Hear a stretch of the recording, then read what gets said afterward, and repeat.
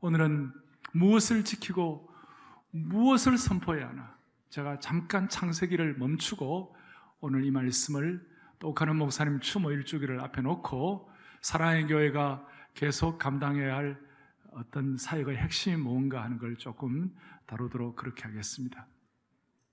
본문은 디모데후서 3장 4장. 이 본문은 여러분, 이 본문을 쓰고 난 다음에 사도 바울이 얼마 있지 않아 참수형을 당했습니다. 그의 영은 민감했기 때문에 이제 얼마 안 남으면 육신의 장막을 떠나서 주님 품에 안길 것을 생각하면서 영적으로 예민해진 상태고 아주 민감한 상태였어요. 여러분, 목숨이 얼마 남지 않았다면 뭘 하고 싶으세요? 여러분이 만약 바울이라면 이제 내 목숨이 얼마 안 남았다 그랬을 때 뭘 하고 싶으세요? 대답 좀 해주세요. 네? 뭘 하고 싶으세요? 네.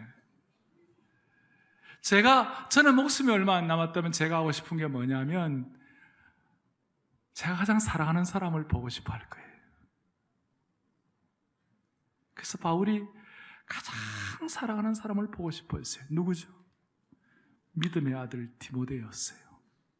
디모데를 보고 싶어 했어요. 그리고 그의 간절함과 한 절 한 절에 대해서 절박성과 정말 진정성을 담아가지고 한 절 한 절씩을 이렇게 얘기하는 거예요. 그래서 오늘 이 말씀이 여러분 각자에게 주시는 주님의 음성으로 받기를 바랍니다. 어떻게 시작하는가? 오늘 말씀은 3장 1절로 이렇게 시작해요. 3장 1절 보세요. 1절에 보니까 너는 이것을 알라. 말세에 뭐 하는 때가 이르니? 특별히 줄을 것이에요. 말세에 고통하는 때가 온다 그랬어요. 이 말세라는 말을 여러분들께서 신학적으로 보면, 성경적으로 보면 예수 그리스도의 초림과 재림 사이 전체를 다 통칭해서 말세라고 얘기합니다. 무슨 종말일 때만 말세가 아니고, 그래서 지금도 말세예요. 그리고 말세 지말이라고 할 수 있어요. 지금은 바울 사도가 말세에 고통하는 때에 나타나는 현상에 대해서 믿음의 아들 디모데에게, 사랑하는 아들에게 마음을 열고 진정성을 담아가지고 뭐라고 얘기하느냐? 3장 2절부터 5절까지 이런 설명을 하고 있어요. 한번 보시겠어요? 우리 같이 한번 말세에 나타나는 현상에 대해서 크게 우리 합독을 하겠습니다. 사람들이 자기를 사랑하며 돈을 사랑하며 자랑하며 교만하며 비방하며 부모를 거역하며 감사하지 아니하며 거룩하지 아니하며 무정하며 원통함을 풀지 아니하며 모함하며 절제하지 못하며 사나우며 선한 것을 좋아하지 아니하며 배신하며 조급하며 자만하며 쾌락 사랑하기를 하나님 사랑하는 것보다 더하며 5절 경건의 모양은 있으나 경건의 능력은 부인하니 이 같은 자들에게서 너가 돌아서라. 정말 기가 막힌 말씀이에요. 오늘 우리의 현상을 그야말로 사진 찍듯이 보듯이 얼마나 명확하게 보는지 몰라요. 오늘 이 내용들 가운데 하나라도 걸리지 않은 분 여기 있겠어요?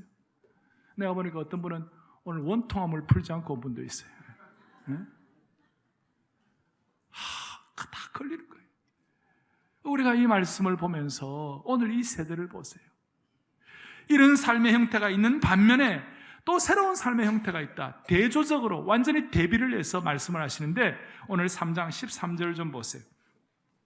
악한 사람들과 속이는 자들은 더욱 악하여져서 속이기도 하고 속기도 하나니, 그 다음에 14절부터 완전히 대조되고 대비되고 비교되고 새로운 차원의 삶의 형태가 뭔가 14절, 15절, 16절, 17절 우리 읽었지만 다시 한번 합독하겠습니다. 그러나 너는 배우고 확신한 일에 가라. 너는 너가 누구에게서 배운 것을 알며 또 어려서부터 성경을 알았나니 예수 안에 있는 믿음으로 말미암아 구원의 지혜가 모든 성경은 하나님의 감동으로 된 것으로 교훈과 책망과 바르게 함과 의로 교육하게 유익하니 17절 이는 하나님의 사람으로 온전하게 하며 모든 선한 일을 행할 능력을 갖추게 하려 함이라. 아멘. 이것은 아까 2절부터 5절까지 나타나는 말세에 고통하는 때에 나타나는 현상과는 완전히 다른 차원의 삶의 형태예요. 뭐예요? 확고한 말씀의 진리의 토대가 있는 거예요. 오늘 나타나는 현상 중에 하나가 뭐냐면 절대적인 진리의 토대가 없기 때문에 사람들이 생각이 없어졌어요.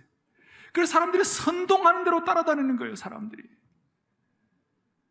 오늘 다시 한번 말세에 일반적인 고통하는 때 우울증과 마음의 타격을 받아가지고 힘들어하는 이 세대와는 다른 차원의 삶, 하나님 말씀을 통한 완전히 확고한 새로운 삶에 대한 그 은혜가 여러분들에게 주어지시기를 바랍니다. 그렇게 하려면 제일 먼저 생각할 것이 뭐냐면 말씀에 대해서 우리가 좀 알아야 되는 거예요. 하나님 말씀이 어떤 것인지에 대해서. 첫 번째 우리가 생각할 것은 하나님 말씀의 독특한 특성이 있어요. 하나님 말씀의 독특한 특성이 뭐예요? 16절, 모든 성경은 하나님의 뭡니까? 감동으로 되었다고 그랬어요. 모든 성경은 하나님의 감동으로 되었다는 말에는 두 가지 의미가 포함되어 있어요. 첫째는 뭐냐? 모든 성경과 하나님이 동일하다 이 말이에요. 이건 참 중요한 말씀이에요. 그러니까 하나님이 갖는 무게감과 성경이 갖는 무게감이 동일하다 이 말이에요. 여러분, 태초에 말씀이 계시느라 이 말씀이 하나님과 함께 해서 이 말씀이 천지 창조에, 그러니까 하나님이 천지를 창조하시는데 말씀이 온 우주를 창조했다고 그랬어요. 그러니까 하나님과 말씀이 따로가 아니라 동일시되는 거예요. 그걸 일컬어서 오늘 말씀을 하고 있는데 뭐라고 말씀하느냐? 제가 여러분들에게 좀 설명해 드렸어요. 갈라디아서 3장 8절을 좀 보겠어요. 같이 읽겠습니다. 또 하나님이 이방을 믿음으로 말미암아 의로 정하실 것을 성경이 미리 알고 먼저 아브라함에게 복음을 전하되 모든 이방인이 너로 말미암아 복을 받으리라 하였느니라. 아멘. 보세요. 모든 이방인이 너로 말미암아 복을 받으리라. 어디서 많이 본 거 아닙니까? 제가 창세기 강의하면서 여러분들에게 설명했죠. 창세기 12장 3절에 너는 축복이 근원이 된다. 이 말씀을 이렇게 말씀하는데 거기에다 중간에 보세요. 이것을 누가 미리 알고? 성경이 미리 알고.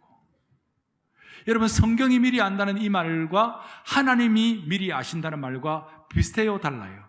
똑같은 말이에요. 성경이 미리 안다는 말과 하나님이 미리 아신다는 말이 똑같은 말이에요.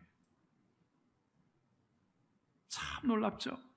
그래서 사도행전에 보면 예수님의 제자들이 바울이나 베드로나 이런 사람들이 사도행전에서 하나님의 말씀을 인용할 때 주로 구약을 많이 인용했는데 시편의 말씀을 인용하면서 또 시편의 말씀이 일러스되, 시편이 일러스되 그랬어요. 그런 말씀 자주 나와요. 그게 뭐예요? 시편이 말한 것이 아니라 사실은 누가 말씀한 거예요? 하나님이 말씀한 거예요. 여기에 대해서 아주 선명하게 우리가 확인할 수 있는 것 중에 하나가 로마서 9장 17절이에요. 한번 보시겠어요? 로마서 9장 17절에 다 같이 읽습니다. 성경이 바로에게 이르시되 내가 이 일을 위하여 너를 세웠으니 곧 너로 말미암아 내 능력을 보이고 내 이름이 온 땅에 전파되게 하려 함이라 하셨으니. 누가 말하셨다고요? 성경이 이르셨다고요. 근데 사실은 누가 이른 거예요? 하나님이 말씀하신 거예요. 여러분, 이런 차원에서 오늘 중요하게 깨달아야 할 것은 뭐냐면 성경을 펼친다는 것은 하나님을 만나는 것이다. 그리고 성경은 하나님 우리에게 생명으로 주신 것이다. 단순한 책을 펼치는 것이 아니라 생명의 언어를 접하는 것이요, 하나님의 눈물 어린 사랑의 생명의 살아있는 편지를 우리에게 주신 것이다. 단순한 책이 아니에요. 하나님을 펼치는 거예요. 그래서 우리가 모든 성경은 하나님의 감동으로 된 것으로 그랬을 때 거기 나타난 중요한 여러분들의 특성 중에 하나가 성경과 하나님이 동일하다, 이렇게 생각하셔야 되는 거예요. 여러분, 이런 차원에서 우리가 성경을 읽을 때 무슨 세상의 소설책 읽듯이, 무슨 사상책 읽듯이 여러분들의 생각을 확인하고 여러분들의 어떤 사상을 확고하게 더하기 위하여 하는 거 아니에요. 이거는 여러분, 이 성경을 펼친다는 것은 이건 생명의 편지이기 때문에 이 성경을 펼친다는 것은 어떤 여러분들의 지식을 옹호하기 위해 성경을 펼치는 거 아니에요. 이것은 절대적인 진리로 이 말씀을 받아들이고 이 말씀에 굴복하고 이 말씀을 갖고 기도하기 위하여 이 말씀을 펼치는 것입니다. 옛날 어른들은 성경을 정말 소중하게 생각했어요. 그래서 성경은 단순한 인쇄물이 아니에요. 책이 아니에요. 옛날 어른들은 그때는 성경도 귀했기 때문에 더 했겠지만 이 말씀이 너무 소중해서 이 말씀 위에는 감히 다른 책을 두지도 않았어요. 물론 다른 책 두지 않고 성경 계속 안 읽다가 먼지 쌓이는 사람도 있었지만 그래도 다른 책을 두지를 않았어요. 그리고 저는 어릴 때 성경 위에 발로 타고 넘어가면 우리 부친이 아주 꾸중을 하셨어요. 성경은 그냥 책이 아니야. 하나님의 말씀이야. 성경을 펼친다는 것은 하나님 만나는 거야. 여러분, 이 마음이 오늘 이 가을 사역에 다시 한번 회복되기를 바랍니다. 중요합니다. 두 번째 성경은 특성은 뭐냐? 모든 성경은 하나님의 감동으로 됐다 그랬어요. 잘 보셔야 돼요. 뭐가 하나님의 감동으로? 하나님의 감동으로 됐다는 말이 본래 원어로 보면 이렇게 나와 있습니다. 데오 푸뉴스토스 이렇게 나와 있어요. 데오라는 말은 하나님이고 푸뉴스토스라는 말은 감동으로 됐다는 말인데, 이 푸뉴스토스에서 푸뉴마가 뭔지 아시는 분이 있을 거예요. 성령이에요. 모든 성경이 하나님의 감동으로 됐다는 말은 모든 성경이 성령의 감동으로 되었다, 그 뜻이에요. 모든 성경이 성령의 감동으로 됐다는 이 말이 참 중요한데요, 제가 이 말씀을 준비하면서 다시 한번 확인을 한 거예요. 근본적으로 성경이 성령의 감동으로 된 거예요. 우리는 흔히 성령의 감동으로, 사람이 성령의 감동이 돼가지고 쓴 걸로 생각하고 있는데 그게 아니에요. 우선적으로는 뭐가 성령의 감동으로 됐다고요? 성경 자체가 성령의 감동으로 된 거예요. 단지 사람은 성령의 감동으로 기록된 그 성경을 위하여 사람은 성령의 도구가 되는 거예요. 그의 감성, 그의 지성, 그의 영성, 그의 체험, 그의 모든 지식, 재능, 시간, 이런 것들이 기계적이 아니라 성경이 성령의 감동이 되기 위하여 그 사람을 하나님이 쓰신 거예요. 따라서 여러분, 성경에 나타난 여러 가지 기적들이 있어요. 설명할 수 없는 이적들이 있고 표적들이 있고 능력이 있고 말로 다 할 수 없는 죽은 자를 살리시는 하나님의 놀라운 기적들이 나타나는데 이게 왜 이러냐? 나는 의문이 있다. 그걸 사람에게 물으면 안 되고 성경에게 물어야 돼요. 아시겠어요? 왜? 성경이 성령의 감동으로 되어 있기 때문에. 제가 여기서 이 말씀을 준비하면서 깨달은 것이 그거예요. 성경이 성령의 감동으로 되었을 때 그것을 기록한 성경의 저자들이 하나님의 성령의 도구가 되는데 귀한 것은 이거예요. 그 사람들도 평범한 인생이었어요. 그분들은 무슨 특출한 사람이 아니었어요. 그분들도 생물학적인 인간들이었어요. 똑같이 우리들처럼 잠자고 밥 먹고 똑같이 피곤하고 똑같은 사람이었어요. 문제는 뭐냐? 성경을 기록할 때 하나님께서 그들의 평범함을 특별함으로 바꿔주신 거예요. 여러분, 저는 이걸 깨달으면서 영적으로 탁 와닿는 것이 있었어요. 바로 이거야. 하나님의 말씀을 진정성을 가지고 진지하게 대하는 자는 그의 평범함을 하나님이 비범함으로 바꾸어 주실 것이다. 평범한 인생을 하나님께서 특별한 사람으로 만들어 주실 것이다. 여러분, 이런 예가 성경에 얼마나 많이 있고 얼마나 놀라요. 여러분, 다윗이 대단했습니까? 그런데 성령의 도구로 시편을 기록할 때는 다윗이 수금을 켜면 악귀가 도망을 갈 정도였고 쭉 같은 하나님의 사람으로 쓰임받았고, 미국의 16대 대통령이었던 에이브라함 링컨이 있어요. 여러분, 링컨은 공식적인 교육기관에서 제대로 공부를 못 해본 사람이었어요. 여러분, 그 당시에도 하버드가 있었고 아이비리그가 있었어요.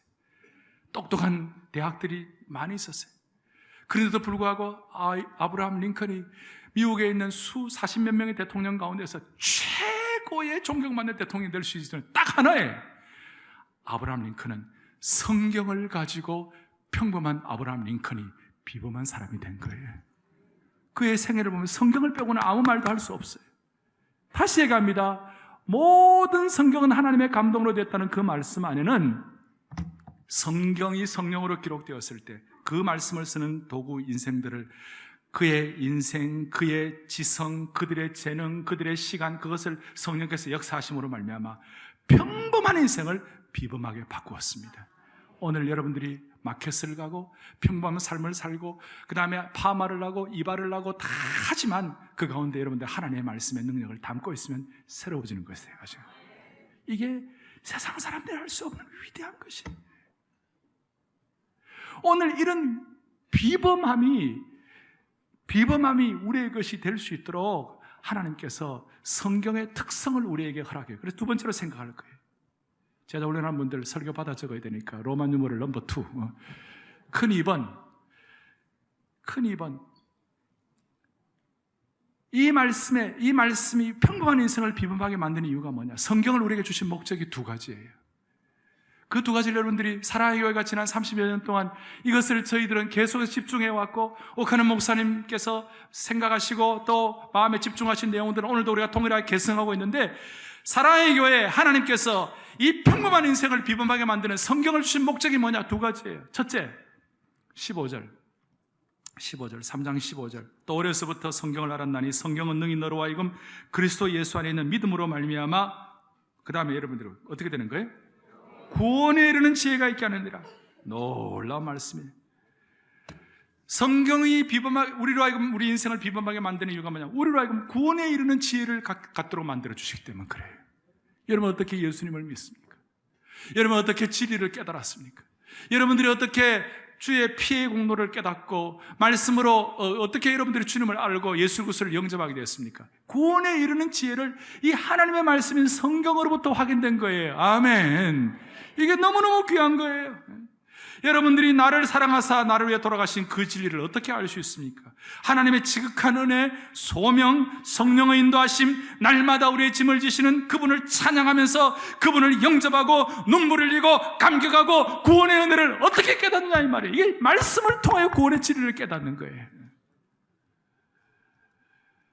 죄인이 하나님의 의인 되는 것이 어떻게 확인된 거예요? 이 말씀을 통해서.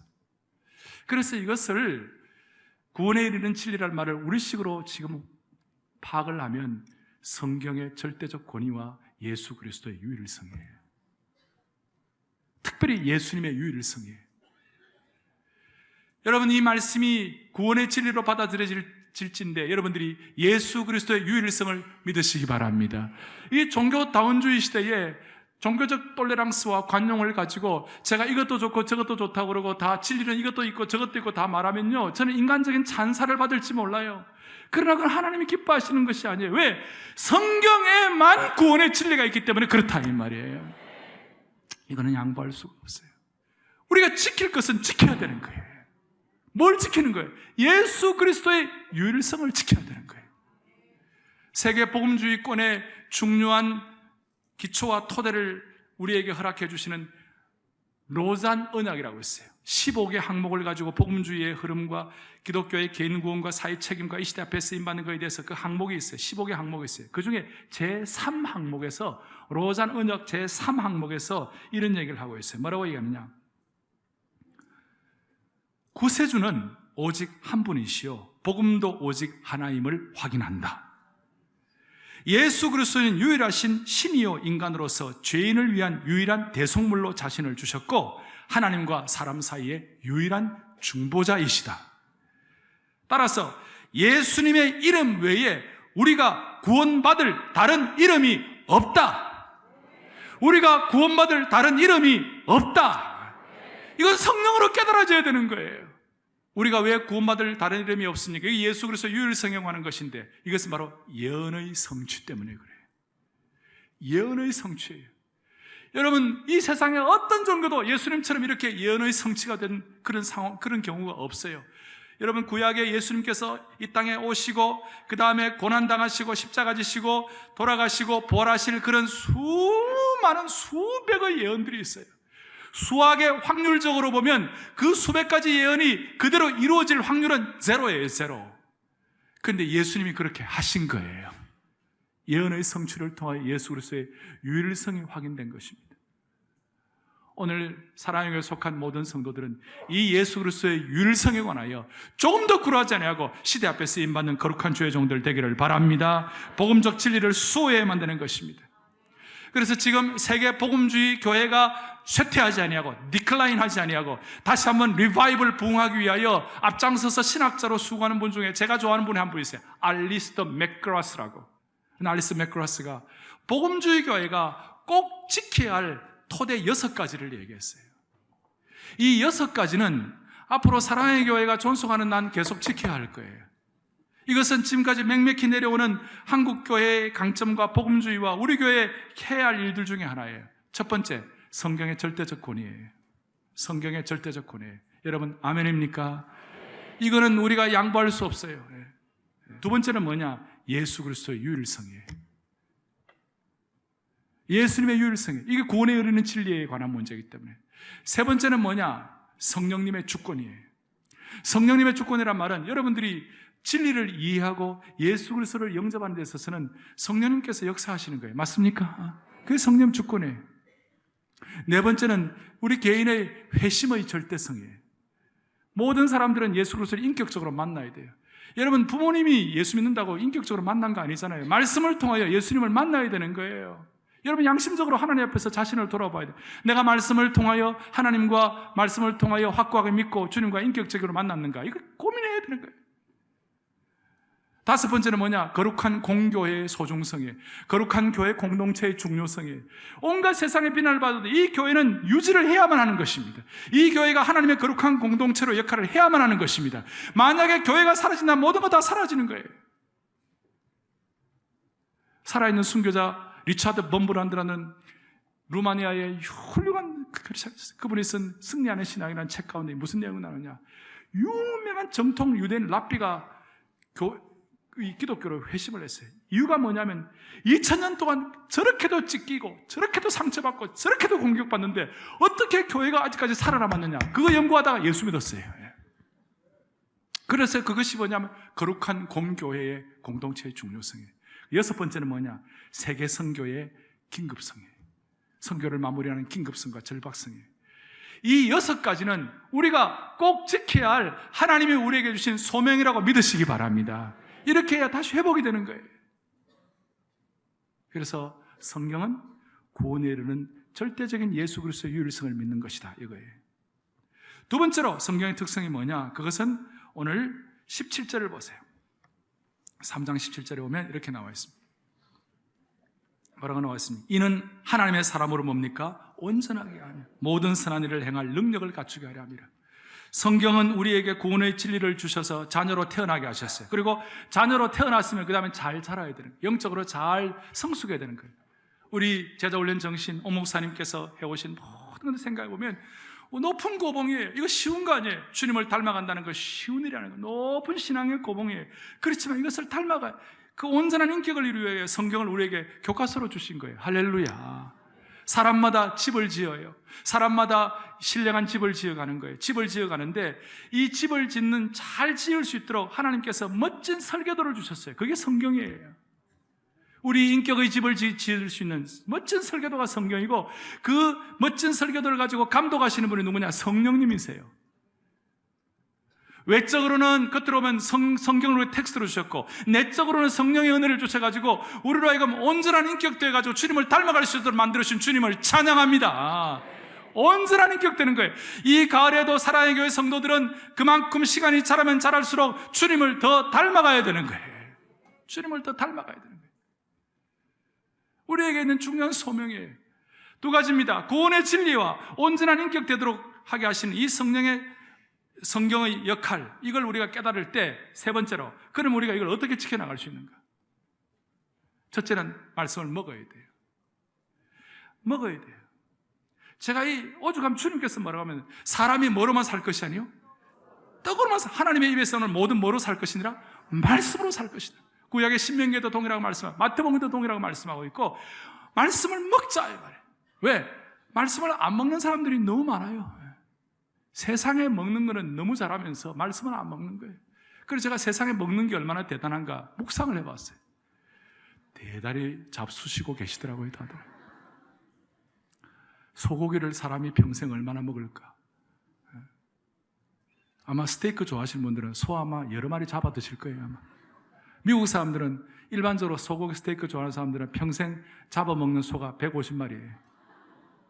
그 다음에 돼지는 뭐냐? 돼지 햄하고 그 다음 뭐도 있죠?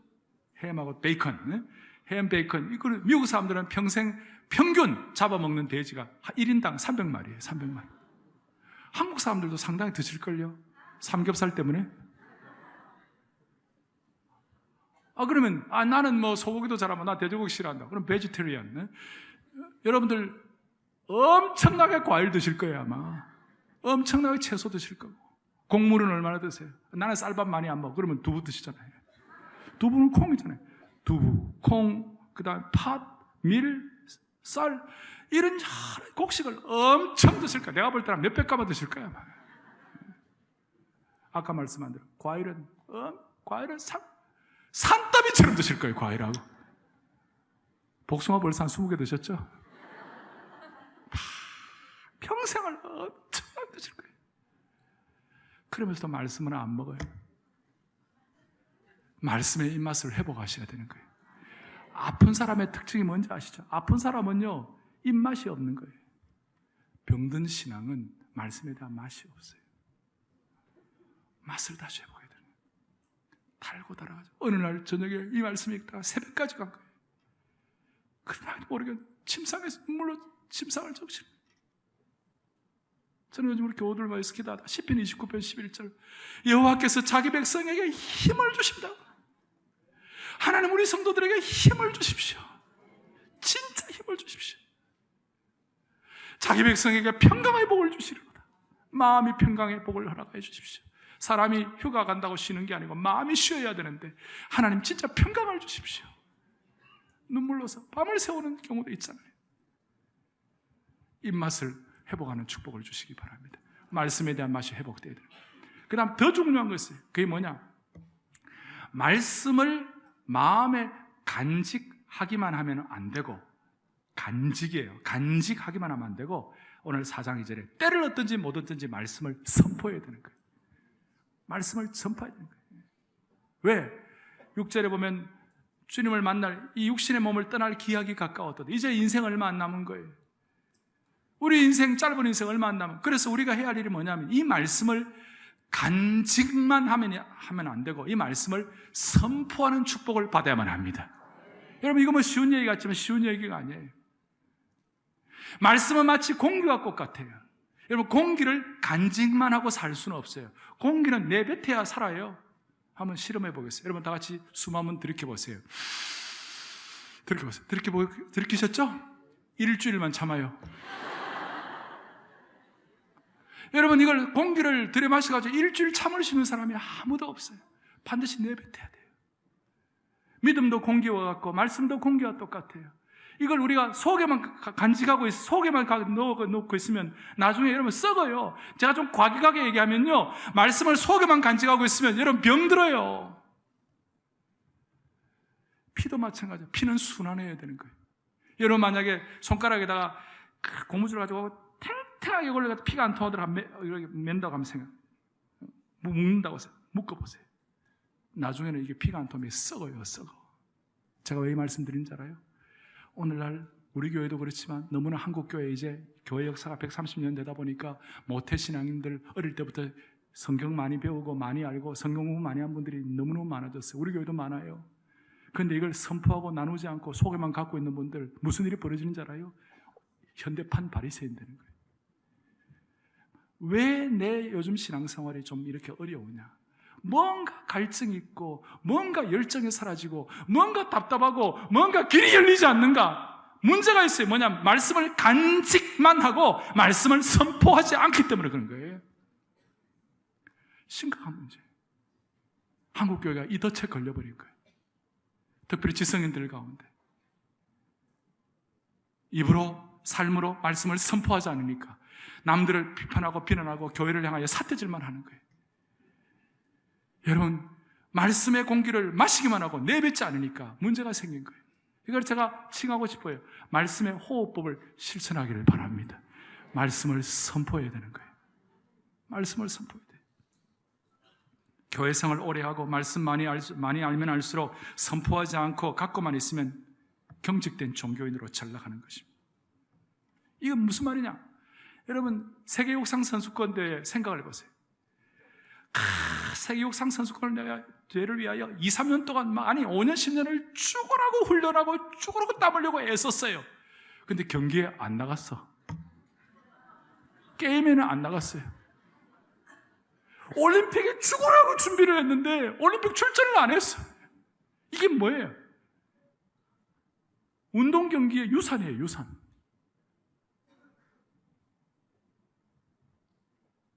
이번에도 누가 좀 잘못해가지고 부정 출발하니까 뛰지도 못해.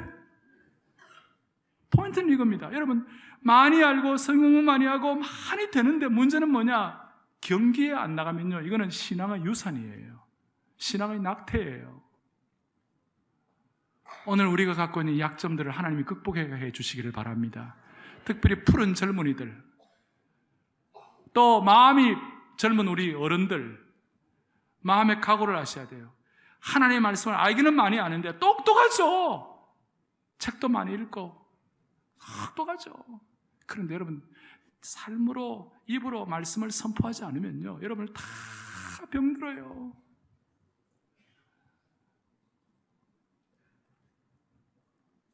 그래서 말씀을 선포하는 것을 우리 사랑의 교회 제자훈련은 옥 목사님의 정신을 이어받는다는 것이 뭐예요?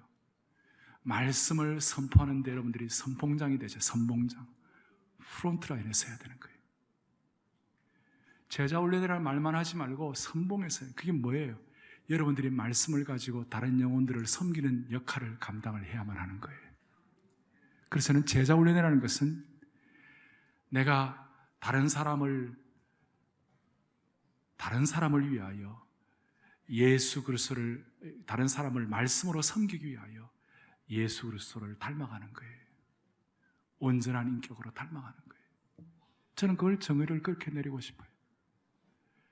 여러분, 16세기의 종교개혁은 참 교회상의 회복이었어요. 왜냐하면 그 당시 막 로마 바티칸이 막 너무 부패하고 이래가지고 교회를 회복해요. 진짜 교회상이 뭐냐?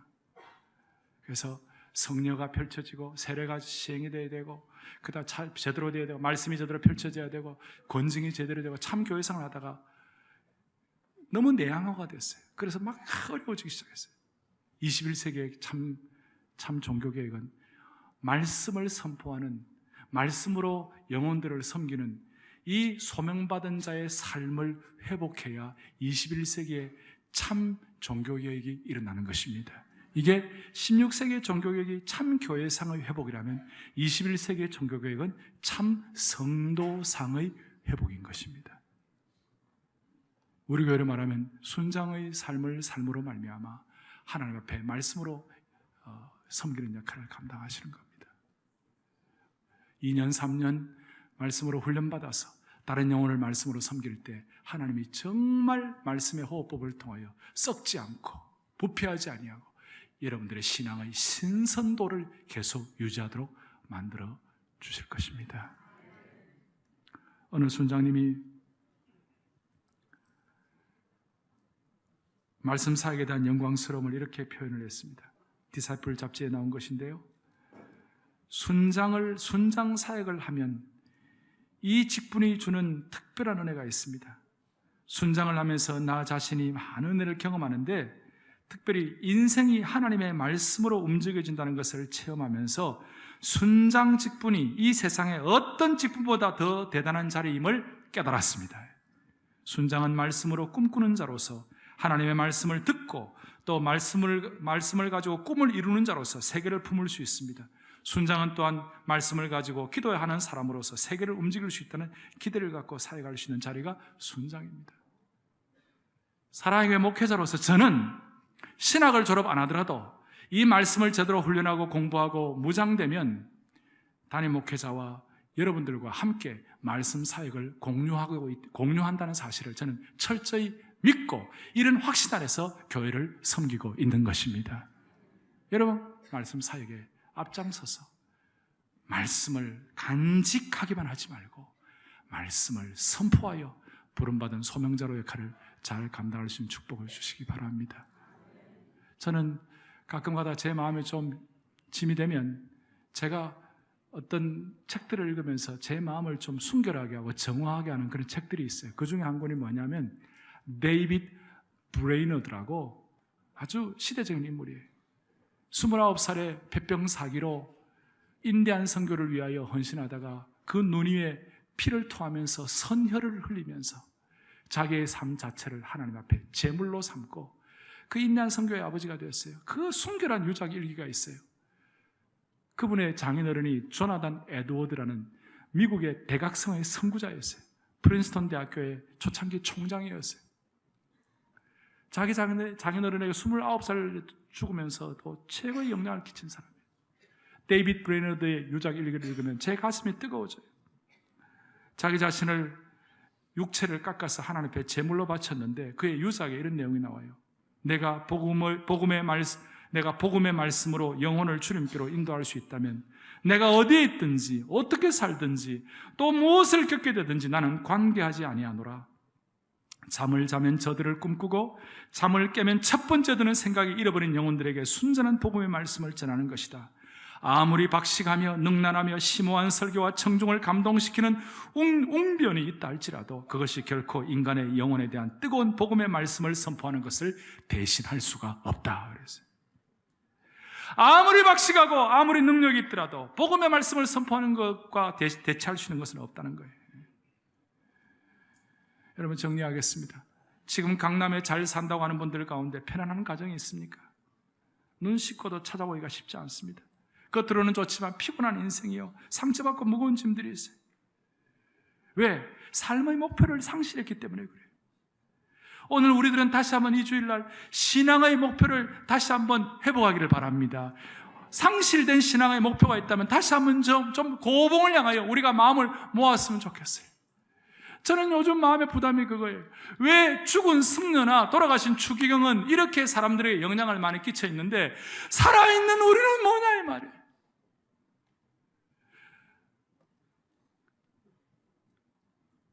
타종교에 있는 분들이 성경을 아는 것도 아니고 성령을 믿는 것도 아니고 거룩한 공동체를 아는 것도 아닌데 우리는 이런 능력을 갖고도 이렇게 영향력이 없다면 너무나 부끄러운 일이다. 우리는 죽은 하나님이 아니라 살아계신 하나님을 믿습니다. 오늘 바울은 이 뜨거운 마음을 가지고 로마를 들어가서 로마에 영향을 끼친 거예요. 오늘 이 시대의 로마라고 할 수 있는 강남이나 이 서울을 향하여 우리가 어떤 영향을 가져야 돼요? 다시 한번 우리의 마음속에 하나님 부름받은 소명자로서 하나님 나라를 위하여 강력한 일꾼으로 프론트라인에 서서 말씀을 선포하게 하여 주시옵소서. 여러분, 오늘 제가 이 말씀의 마무리를 오목사님 추모일 주기를 앞에 놓고 오목사님의 말씀 마무리로 좀 하고 싶은데 여러분 어떻습니까? 저는 좀 전에 뵈면서 그 영상을 보면서 내가 마치 목사님 살아계시는 것 같았어요. 목사님의 간절한 마음이 우리에게 전달된 줄로 확신합니다. 여러분, 찬송가 242장을 다 펼쳐보십시오. 지상에 있는 모든 공교회들이, 하나님의 거룩한 교회들이 어떤 목표를 가지고 이 목표가 상실된 시대 가운데 어떤 축복을 받아 누릴 수 있겠는지. 교회의 참된 터는 우리 주 예수라. 그 귀한 말씀 위에 이 교회에 세웠네. 주 예수 강림하사 피 흘려 샀으니 땅 위의 모든 교회 주님의 신부라. 아멘.